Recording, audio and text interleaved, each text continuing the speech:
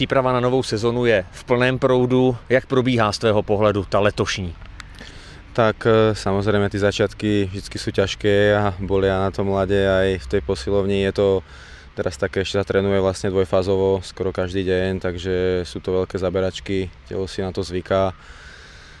Či už v posilke s Marianom alebo na ľade s trénermi, proste je to teraz drina, ale samozrejme musíme si na to zvykať, musíme sa na to zvyknúť hlavne za tieto 2-3 týždne, dokiaľ prídu vlastne tie prípravné zápasy a musíme to naladiť aj takto kondične troška. Zmínil si Mariana Vodu, to je nový kondiční trenér, přinesl nové prvky do vaší přípravy. Vypadá to, že to pod ním je také větší dřina. Je to tak? Museli ste si zvykať?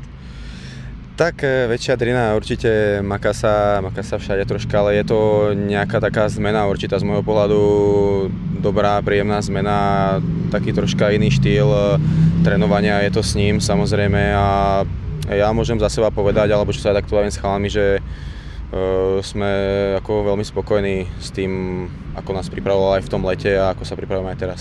Rasti, ty jsi výborný bruslař a letos tady byla taková změna, že jste měli k dispozici let vlastně během celé doby toho léta, kdy jste měli tréninky.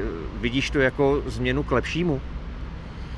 Tak uvidíme, no, tak bolo to prvýkrát, čo takto bol vlastne ľad v tom lete dlhšiu dobu a samozrejme, nebolo to také, že by sme teraz prišli po 3 mesiacoch na ľada, že by sme si museli úplne zvykať. Určite z toho leta sme čosi aj potrénovali na tom ľade, tak uvidíme, čo to prinesie. Vnímam to tak, že dúfam teda, že to pomôže. No. Ty si tu letní přestávku využil v rámci rodiny k takovému trošku zásadnímu kroku životnímu v tom soukromí, tak jaká byla svatba, jak se to povedlo, jak byla veľká?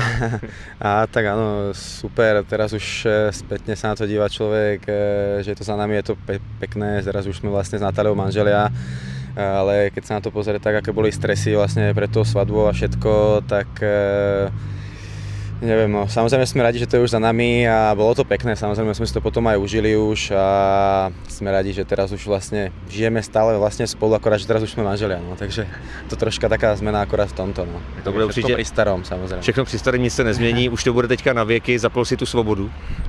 Slobodu? Áno, to bolo už dávnejšie, zapil, ale moc by som to tu nerozmazával. Rasti, díky a ať se podaří sezona. Ďakujem pekne.